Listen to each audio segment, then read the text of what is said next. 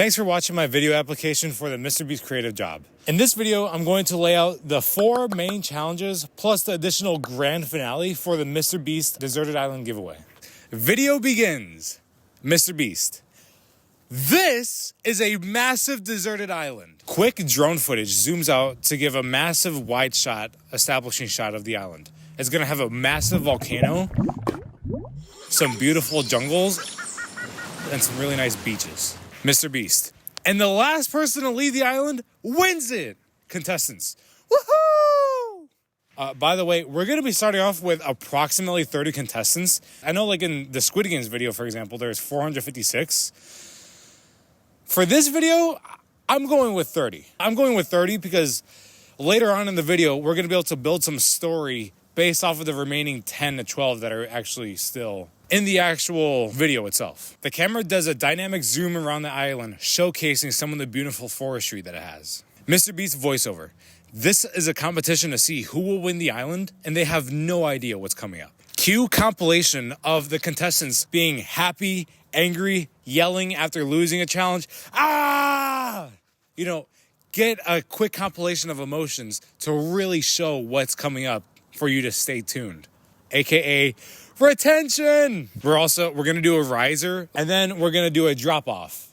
And we're going to transition to MrBeast standing in front of all the contestants. All the contestants are going to be behind him, and they're all going to be blindfolded. Additionally, there's going to be an audible wind blowing in the background. MrBeast.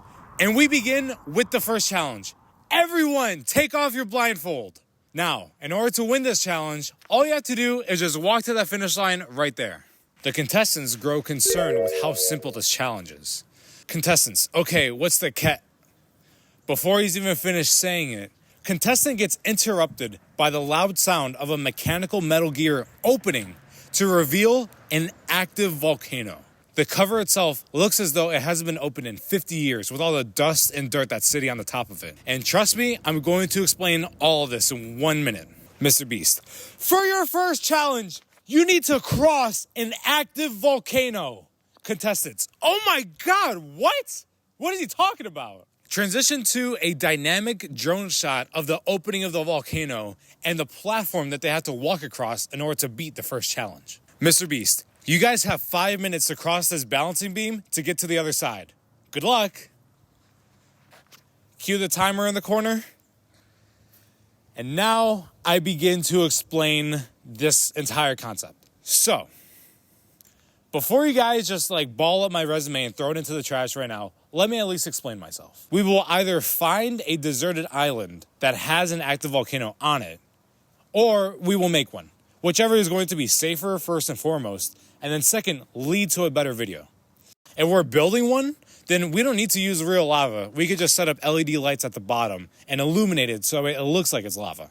Obviously, I don't want contestants to just die for a MrBeast video. There's going to be some safety net underneath it, so in case they do fall, they're going to be fine. I also have to explicitly describe what I mean when I say an active volcano. I don't mean a volcano that's spewing lava, okay? I don't want the contestants to turn into human Thanksgiving turkeys walking across this balancing beam here. What I mean is lava bubbling at the bottom that's, you know, kind of just bloop, bloop, bloop, bloop, bloop. You know, like lava just simmering at the bottom, which is technically still active, but it's not actually, you know, overflowing as we speak. The contestants will also not be walking across a tightrope. Rather, they'll be walking across a platform that's approximately 1 foot wide.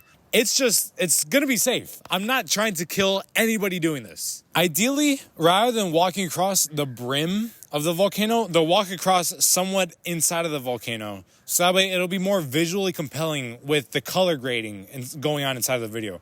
Imagine having the walls, everybody being fiery red, and you have to make sure that you don't fall. That's the number one thing that you have to do is not fall. And if you do fall, you lose.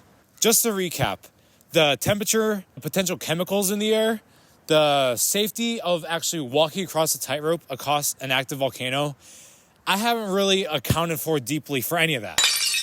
I am applying for the creative position at MrBeast. I'm not applying for the safety and logistics position, okay? Don't get me wrong. If we make one, we don't have to account for this type of safety. But I'm just trying to go with the most creative idea possible. It says in the job listing, It says, I'm probably putting it up on the screen right now. It says in the job listing right there, assume everything's possible. Well, guess what? I'm assuming that we can either tightrope across an active volcano or we can build one. Okay? So don't come at me and don't throw away my application, please. Okay? I'm just trying to be as creative as possible. And it's a fantastic hook. It's visually simple what you have to do to win. So it's good for retention. It's never been done before. It's nearly impossible to replicate it. And it sets up a powerful introduction for the rest of the video. Does that all make sense? Hopefully it does. Contestants begin walking across a balancing beam that's approximately 1 foot wide and 20 yards in length in order to reach the other side to win the challenge. MrBeast. Guys, I'm not sure if I need to remind you, but let me just say it again. Don't fall! Contestant sarcastically replying, thanks, Jimmy! You know, a little bit of humor at the beginning of the video doesn't hurt anybody. Carl, panicking, look at the camera. Oh my God! Oh my God! What are they doing? Exciting music continues to rise. MrBeast. You know, the only reason why this volcano is even here is because Nolan's mom was walking at this exact spot a long time ago and she tripped and fell. Cut to Nolan staring at the camera, not saying a word like it's The Office. Transition to a contestant walking across the balancing beam, slowly losing their balance and then falling, with the music cutting off to really make it feel serious. MrBeast and the gang. Oh my God! Oh my God! Contestant slow motion falls off the balancing beam and then lands on the safety net that we previously didn't see before, so we didn't know if they were going to fall into the lava or not. MrBeast. Oh my gosh, thank God somebody put a net there. The music picks back up and the rest of the contestants cross the finish line safely and begin to get hyped up that they finally beat the challenge. Let's go, baby! Yes! MrBeast, you made it past the first challenge, but this is just the beginning. Let's move on to the next challenge. Transition to drone footage, zooming out from where the contestants are all walking out of. And we can do a transition to the next spot, kind of like in Grand Theft Auto 5 when you're transitioning from one character to the next. Camera pulls out and goes onto the next spot where it zooms in on the contestants walking up to a stadium that looks very similar to the Wii Sports Resort Swordplay Stadium. MrBeast. Welcome to the next challenge, a one-on-one duel between you and your opponent. All you have to do to win this challenge is push your opponent off the platform and you win. So, some context for this challenge. This challenge is also visually simple to grasp because this is still happening earlier in the video. We don't want to throw really complicated challenges at the audience yet because that would damage retention with people not understanding it. Artistically, it's also visually different from the first challenge. The first challenge, you had to worry about falling into lava. With this challenge, you have to worry about falling into water. The two contestants are going to stand at the top of a platform, visually looking similar to the Wii Sports Resort Swordplay Coliseum. It's not going to be a one-to-one ripoff of the Coliseum. There's going to be some changes made to it. It's going to be made entirely out of wood. The reason for this is we wanted to look as though an ancient tribe built this, not built for a MrBeast video. Another change is that the height of the original Coliseum, the contestants were battling and would fall off into a 60 to 70 foot drop into the water. With this, we're going to be maybe 10 feet above the water. We don't want to have them terrified that they're going to fall off into the water more than beating their opponent. The location of this Coliseum is going to be located on top of either a lake that already comes with the island or on top of a lake that we build. It has to be on a lake surrounded by land. Cut to a wide shot of different audience members in the stands, then do a close-up shot to reveal that it's actually family members with t-shirts of the contestants battling, cheering them on. MrBeast. All right, are you two ready? Begin! Cue exciting scene of people battling, going back and forth until eventually one of them pushes the other contestant off. They fall into the water and then they make a big splash. MrBeast. Oh my God, are you all right? Contestant. Yeah, I'm fine. It wasn't actually that bad. MrBeast. Okay, well, you're out. Music jumps back in to the next two contestants beginning their own battle. After another exciting fight, do a rapid compilation of some of the highlights of the fights, with people winning, people losing, with the last cut being somebody beating their opponent and being extra boisterous in order to signify that that was the last and final opponent. MrBeast. So now that literally half of the contestants were eliminated, how are we feeling? Contestants. Woohoo! MrBeast. Okay, well, this next challenge isn't that bad. And then we do like a comedic zoom in without audibly telling the audience, this is actually going to be pretty bad. Transition to the next location, which would be on a different part of the island. Mr. Beast. The next challenge is a memory puzzle. Cut to an establishing shot of a giant stone court. There's going to be stone pillars, and it's going to almost look like a life-size chessboard. So, to build some context for this next challenge was directly inspired by the Nickelodeon game Brain Surge that was really popular 10 years ago. The premise of the challenge is simple. You start on one side of the puzzle, and you need to get to the other side. A specific path of squares will illuminate and show you which squares you need to step on in that exact same order in order to reach the other side. But before you actually start the challenge yourself, all the squares turn into the same color, so you don't know which squares are actually the ones that you need to step on and which ones aren't. You need to remember. In our case, rather than having a massive LED board in the middle of a deserted island, this is all going to be remade to look as though it was built by an ancient tribe 1,000 years ago, just like the earlier challenges. It will be made entirely out of stone, and all the squares on the bottom, rather than being LEDs, are going to raise up and then go back down before you begin your challenge. So you have to remember which stones raise up and then raise back down. And I'm going to explain why I picked this challenge in a second. Mr. Beast, if you don't have a good memory, you might as well quit right now. Contestants, Mr. Beast voiceover. This next challenge requires a lot of focus. You need to step on these next stones in that exact same order that they pop up in order to win the challenge. If you step on the wrong stone, you lose. And trust me, you don't want to lose. And now I'll explain why I picked this challenge next. Aesthetically, this challenge goes along with the whole deserted island vibe. It is entirely made out of stone, and when you think about it, the first challenge is lava, the second challenge is water, and this challenge, the third challenge, is stone. So it's all elemental. It would not be good for retention to have a difficult challenge like this placed earlier, so that's why it was placed here. First contestant comes up to the actual stone court itself, and you audibly hear the sound of stones moving to signify that some of the stones are raising and then lowering to show them which path they're going to have to cross. The contestant begins the challenge crossing the first few stones. Contestant, okay, I think this one's the next one. Mr. Beast standing 50 feet away from all the contestants. Step on that one! Contestant, which one? Mr. Beast, the gray one! Cut to a wide shot of the actual stone court to show that all the stones are gray. That's a pretty good one. That's a good joke. I had a good chuckle and I had a good exhale of through my nostrils when I wrote that. Suspenseful music continues with them crossing stones, and then they get to the last stone and then they successfully cross, beating the first challenge. Woo! Yes! Next contestant steps up and then we see some of the stones rising. If there's any time to do a sponsorship, I think it's now. I don't know if you guys are still doing sponsorships with how big the MrBeast brand is.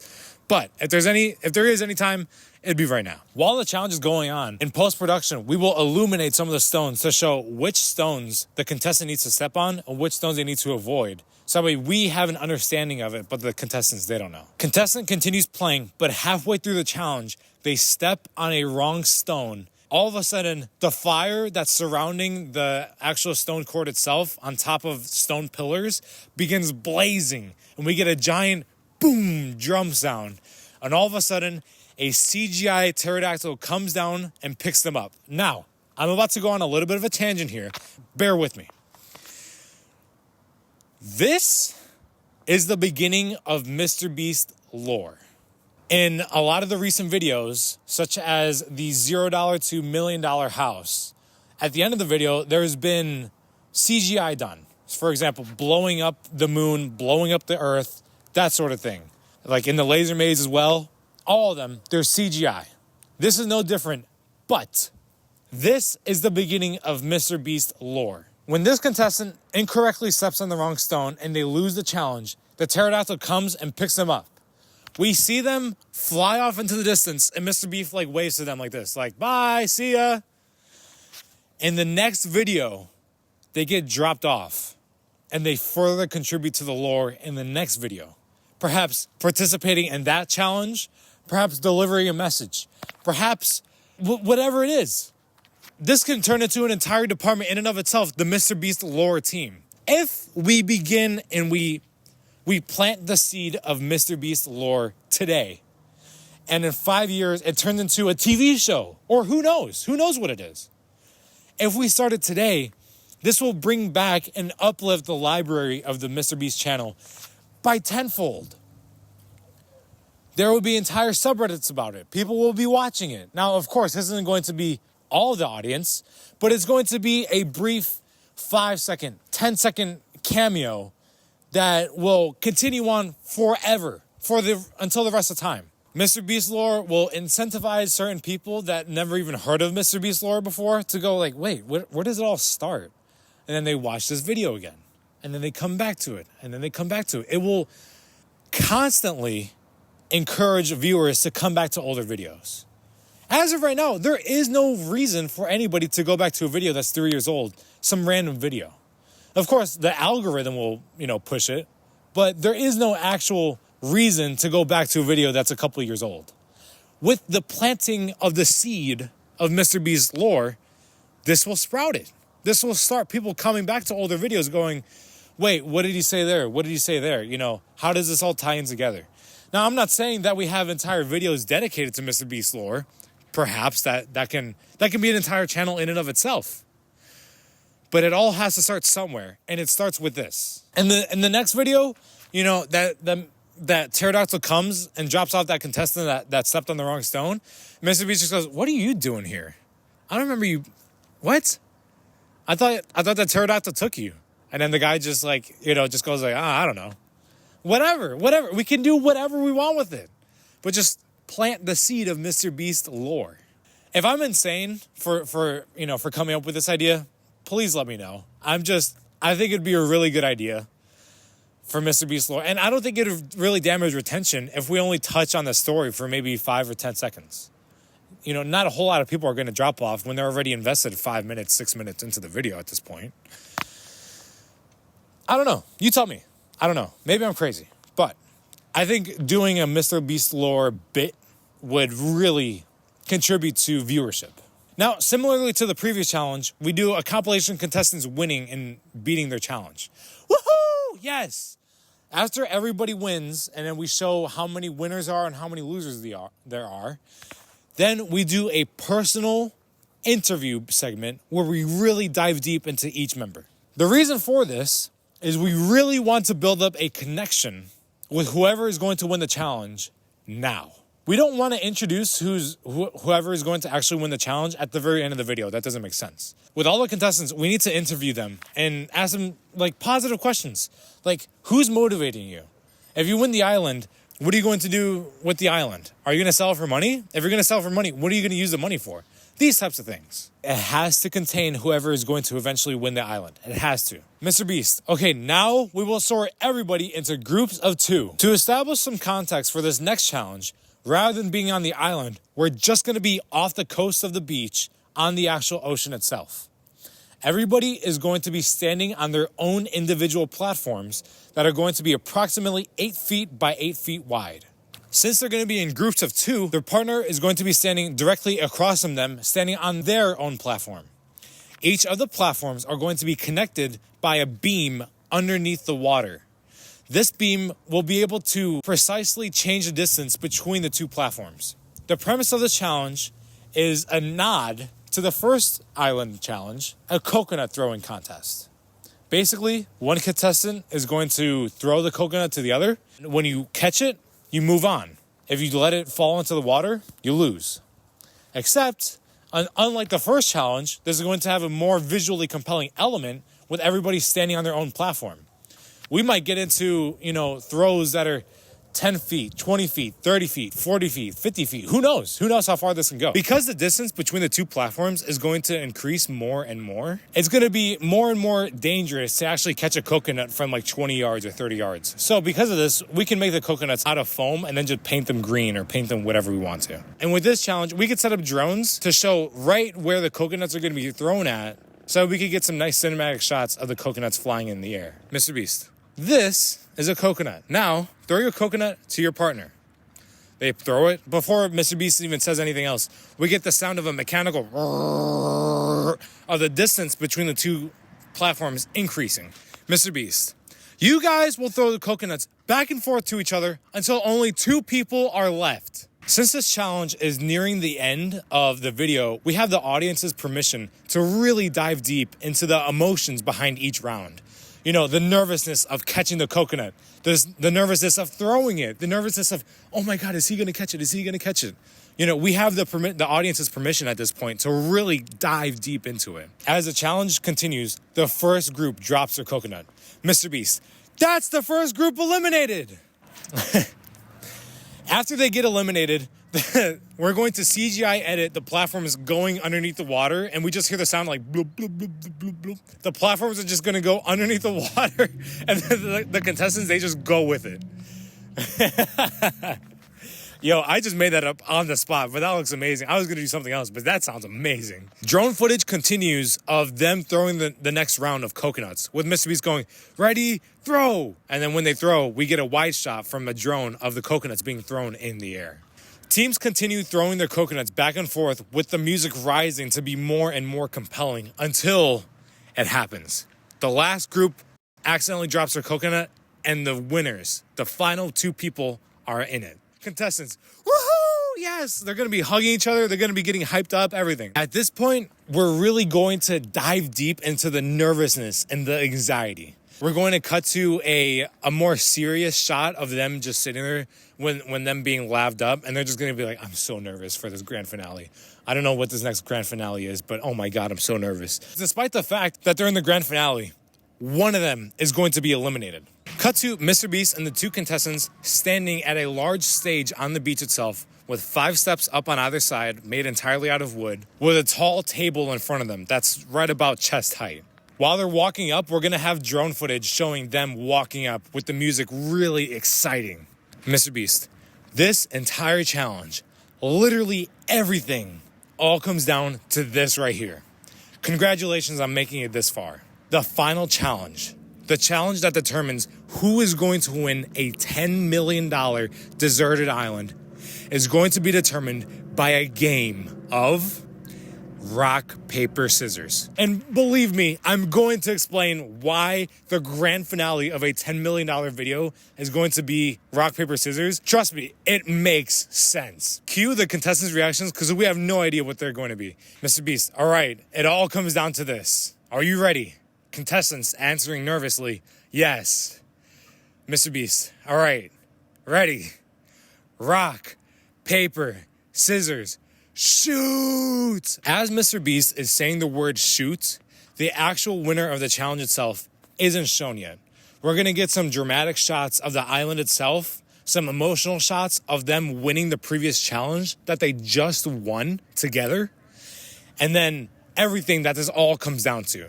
We don't want to give the audience exactly the winner yet. We have to draw it out. Inspiration for this is the end of Make It Count with Casey Neistat. When Casey Neistat jumps off the rocks, we kind of like, we don't see him falling to the water immediately. We see, some brief other edits, and then we see the ending of the video itself. Same thing here.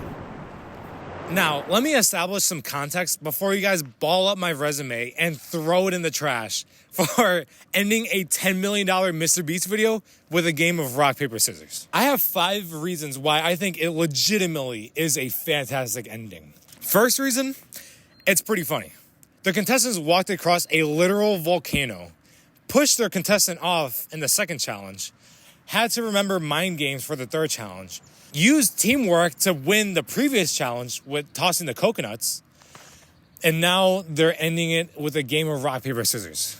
It's pretty funny. Reason number 2, it's universal. Similarly to the ending of the All Countries Compete for $250,000, it's a concept that everybody in the world will get. It doesn't matter if you're watching this video in China or if you're watching this video in Mexico.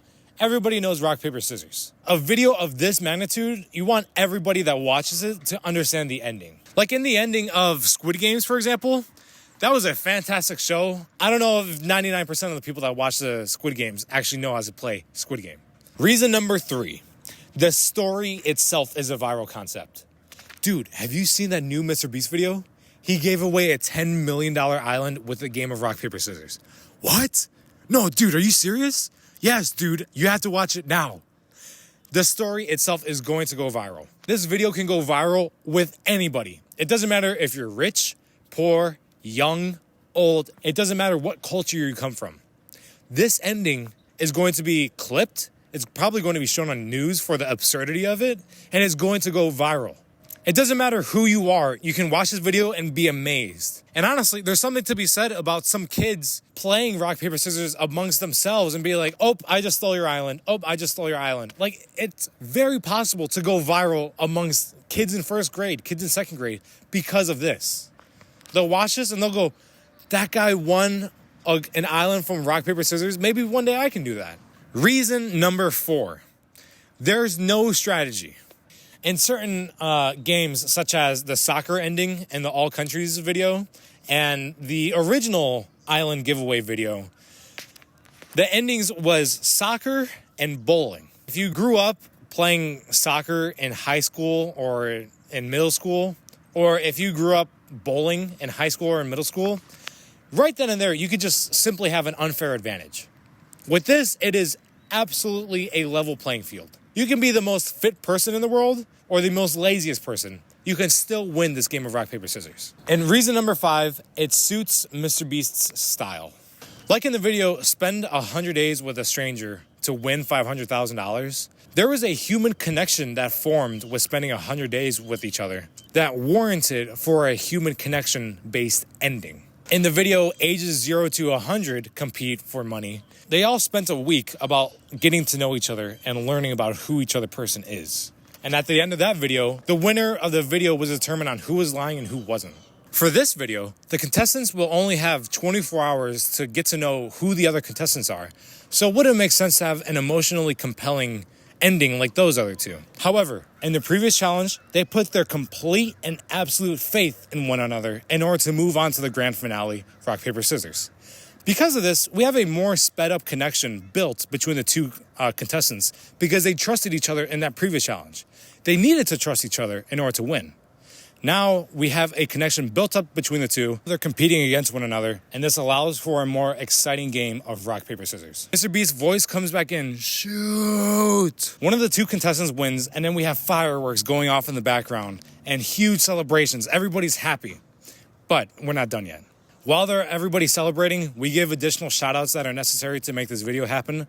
And then we do an L cut. We immediately cut to a wide shot that's maybe 300 to 400 yards away, utilizing a drone of just the island itself.